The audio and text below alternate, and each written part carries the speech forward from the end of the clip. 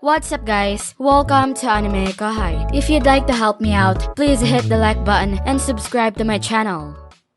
But even if it malfunctions, no one will be hurt. I was confident that if necessary, he could escape securely with Gadra in charge of it. He had an emergency return spell, after all, and a resurrection bracelet. No matter what kind of chaotic battlefield we cast him into, we would not have to worry about him, which was a major benefit. But did we really want to let everyone know about the Colossus's fighting prowess? What do you suppose, Vester?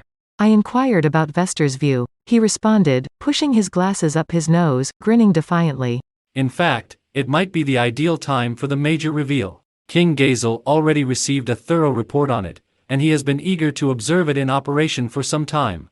It would be fascinating for me to see how it performs on a real battlefield because I want to collect data from it in a variety of situations. Is Vester really a scientist, or what? The strength of a weapon determines its worth. At some point, even if it's just for show, you have to fire it off in public. In light of that, perhaps this conflict would make a good setting for a display. I assume Vester feels that way. Undoubtedly, close-quarters combat was where the demon Colossus excelled. In that sense, it wasn't a weapon of mass devastation, but it would be lethal for intimidating adversaries and draining their will to fight. It would be immoral of me to decline this offer if I were releasing the three demonesses onto the battleground. However, wouldn't that be a significant technology leak if the enemy got hold of it? Oh, I assure you that won't happen. We'll just create an even better golem the next time, if that occurs. Technology, after all, doesn't have a singular endpoint. There is no need to be concerned about any leaks, but just in case, it has a self-destruct mechanism. Hold on. He presented it as a pleasant, happy tale, but there was one aspect of it that I couldn't disregard. A self-destruct mechanism? That's correct. Sir Veldora was adamant about having one. At first, I assumed he was kidding, but I have to give him credit, he must have foreseen that kind of circumstance. No, he most certainly didn't. Given all the manga I've been feeding them, I had a hunch Veldora was behind it. It was the kind of crazy idea that either he or Ramirez would think of. I wish they would quit obsessing over pointless things like this. Even so, having it is preferable to not having it. Alright, if so, I don't really care if it malfunctions or is captured by the adversary. But please don't handle it carelessly. So we can get it out? Yes, you may proceed. And Gadra, I'd still like you nearby in case of emergency even if we don't necessarily need you in combat. Of course, Sir Rimuru. I also don't want to treat my previous co-workers too harshly. The demon Colossus, in my opinion, will only enter the fray if they unleash a previously unknown weapon. That makes it seem okay to leave him in charge. Gadra is nimble, so if defeat begins to seem inevitable for us, he might decide to swap sides once more. It wouldn't be appropriate to say that just yet, but I wondered if he was planning to place himself outside of our labyrinth just in case it came to that. That seemed plausible to me. For the time being, we needed to maintain our optimism and prevent Gadra from having any regrets. In other words, all we required was a resounding, unquestionable victory over the Empire, and we would be in excellent shape. So, the final list, which did include Gadra, was now set in place. When the conference was over, it was already evening. After it ended, we all started getting ready for tomorrow. However, for me, that meant taking it easy in our dining room. Tomorrow morning, I'd give a pep talk to my personal entourage, after which we'd all depart via the transport spell.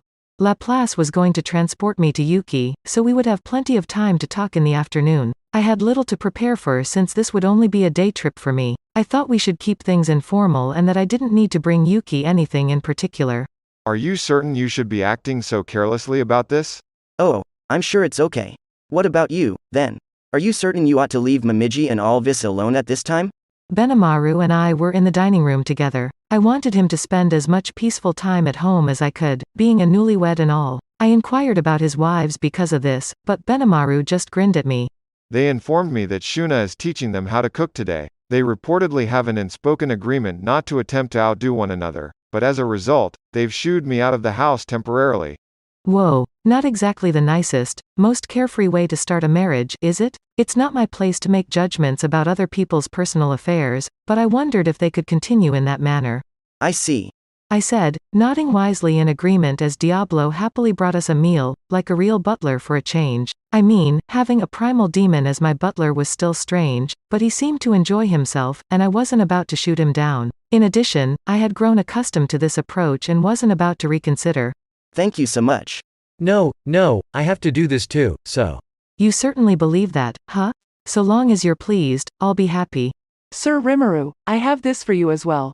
Shion was present and poured a glass of wine for me. Naturally, since she didn't make it herself, it was completely safe and non-lethal to consume. But something about her presence really unnerved me. I didn't really require the 5-star treatment for this simple meal of fried pork cutlets and rice. The fact that Diablo and Shion were standing behind me only made me feel more worn out.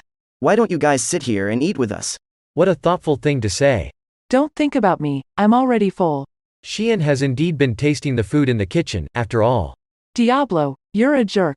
Eesh. Over every little incident, they were at each other's throats. Benimaru and I decided not to pay them any further attention and instead focused on our dinner. Do you plan to have complete faith in Yuki, then? Not truly, I assure you. That's a bit too much to expect. I guess I kind of have to right now, though. And I want to as well. Then, Sir Rimuru, I'll do what you say. After all, our entire plan is based on the assumption that we can trust him. And what if he betrays us? That would be problematic, but I'm sure we'll be fine. I apologize in advance for the inconvenience. I'm always eager and available. I feel really encouraged by Benimaru's grin for some reason. You must always have faith in your friends and allies when in battle. If you allow any doubt to creep into your thoughts, it will be uncertain whether you will be successful in any operation. It's undoubtedly a difficult decision I'm being compelled to make because if Yuki betrays us, we'll pay a heavy price. However, I made the decision to put my faith in Yuki, so there was no sense in second-guessing it now. By the way, do you even need to eat right now? I was curious. Benimaru was eating directly next to me when I asked him the question. The response is no in terms of need. Ah, I believed it. The same, however, pertains to you, Rimuru, doesn't it? I'm just relieved that I retained my perception of taste. Oh, I understand. Sincerely, I honestly believed that the world was going to end when I lost the 3 basic wants that all humans have. I had to fight very hard to get my appetite and need for sleep back, so I'm now really relishing each day. I'm certain. I was also concerned about the possibility, but I'm the same as I've always been in this regard, so I can't complain. The two of us exchanged nods. Then, a thought came to me. Oh, so each of your 3 primary needs is still present? Fortunately, yes. Each one of them. And sleep? Meditation places me in a sleep state, even though I don't need to sleep. I still find that it aids in my recovery from exhaustion. Wow, so even though I had to put in all that effort just to get some sleep, he gets to retain it right away? Additionally, it bestows upon him many advantages that I am unable to appreciate. But what piqued my curiosity even more was, And your desire for sex? I questioned it while lowering my voice. With a slight expression of embarrassment, Benimaru nodded in response. What the hell? I mistakenly believed that you couldn't evolve since you wouldn't be able to procreate. That's right. But right now, both Momiji and Alvis are pregnant. Well, congratulations, but hold on, did your sex desire survive the evolution? I assumed it would vanish as well, but whether or not I'm fertile, it's still there. It seems that I won't be abandoning them alone after all. I was simply too envious. Keeping capability that I never had to begin with. What an ideal example of evolution. Why can't I have that, damn it? Wow, that's really great. Yes. Why are you stealing my food? Hey. Stop talking, you traitor. As I took Benimaru's plate away, my jealousy eventually erupted. All that's left for me to enjoy is food, but look at you, you jerk. Who could have criticized me for thinking that way? Anyway, we kept having a good time well into the night, sort of the standard scenario. But everything was going to stop suddenly. Holy smokes. Guys, something terrible must have happened, so I have to go back right now. Laplace barged into the dining room while screaming. It wasn't just him. Sir Rimuru, I have bad news for you. We have just gotten a call from King Gazel. It told us that Velgrynd had appeared before the mixed core and that they needed our assistance right away. Vester had bloodshot irises. I got up from my chair in shock. Okay, get the group I'm going with together as soon as possible. Right away. Benimaru immediately took action. They would all arrive quickly. Laplace, just a little bit. We'll come along with you. Well, if you'd like, but... I questioned whether Laplace's fear was merely a ruse intended to draw us in and ensnare us. But after hearing Vester's report, I realized that this wasn't the situation. Even Laplace was unaware that something significant was happening in the Empire. It was crucial to maintain composure.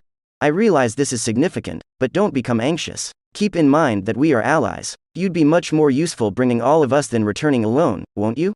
Useful? We might look at this as a chance if the enemy's best combatant is directly in front of the mixed core. Yuki reportedly came under assault as well, but if we can defeat them all at once, it will give us a clear advantage in our negotiations, so I thought I'd query Laplace for more information. So, specifically what happened? Laplace responded to me after he hesitated for a while. Well, Tyr contacted me. She claimed that Lady Kigali, the leader of our squad, had called for me because they were under assault from Kondo and his group. Ah, Lieutenant Kondo, one of the people I'm keeping an eye out for. It would be wise to work with Laplace and defeat him at this time. But I questioned whether Yuki's army was unable to repel these men, and if so, why? So, what is Yuki doing? Did he also lose? Well, Damrata seems to be taking him on. Damrata? Right. The deputy commander of the Imperial Guardians and leader of Cerberus. So he betrayed Yuki, is that right? I thought he was on Yuki's side. But is he not? I haven't encountered him, so I can't speculate on his motives. That, I'm not sure. Tyr and Footman's tales are constantly changing. However, it is obvious that he was battling the boss for now. Not much I can say. One thing is certain, though, there are a number of adversaries on the field, and they are dispersed all over. Getting a clear picture of the circumstance was the first task. I immediately launched Argos, the Eye of God, in order to avoid wasting any time. We already knew the locations, so I could see the mixed cores camp precisely. I displayed it on the wall of the dining room. In the room, someone murmured, "Wow." We noticed a stunning lady with a lustrous smile there. Her blue hair, which was bundled on top of her skull, was her most distinctive feature. She was dressed in what I'd call a kippao-like outfit, with a military jacket draped over her shoulders. She appeared to be strolling through a deserted field while actually being surrounded by a sizable force of 60,000 soldiers, or at least its remnants. Oh, those were corpses in the air, right? A strong force field with red pillars linking heaven and earth could be seen. What? Gravity collapse. What a pain, taking my best move like that. Carrera appeared to be treating this situation casually, but she was dead serious. I understood why. This woman's magic, possibly Velgryn's, was even more exact than the spell Carrera had performed. She effectively contained and controlled it by precisely defining its extent. That's it for this video, guys. Thank you for always watching my videos and supporting my channel. A big thanks to the AnimeKouhai patrons who made this video possible.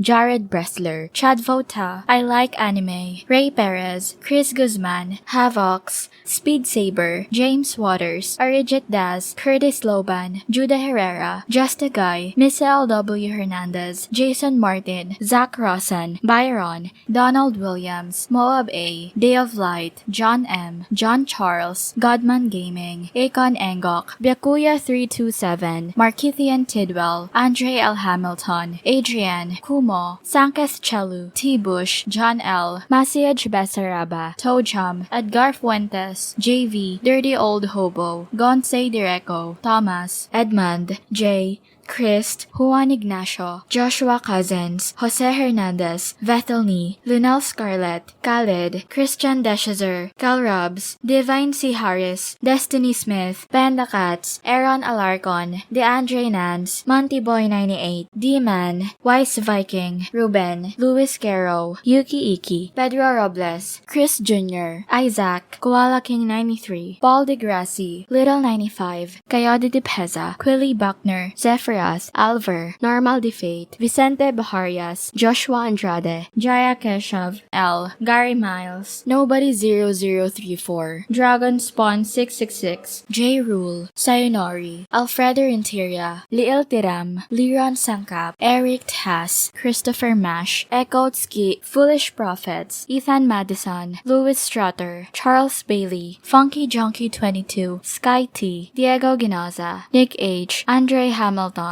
Jason Torres, Sesh, Guy Ansley, Emperor WSA, George Hage, Pratik Bandari, Von Joseph, Dariha Skerte, Jackson Early, Smexy, Carl Stephen Bernadel, Tank Bailey, Gareth Hashimoto, SPT Mighty, Steven Madison, Micah Stern, Homelike Drop, Fazli Topador, Nasir, Mam Wang Min, Vasto Lord, Martin Ramos, Marl Barsha, Ralph Ignacio, Chris Nelson, Karen, Mark Charlie Els, Hansel Ortega, Yellow Wally, Efrain Hernandez, Luca Gaming WTF, William Locke, Jordan Mersha, Wagging Tales, Jay Maxino, Recru17. Thank you so much for helping out. I'll see you guys in the next video.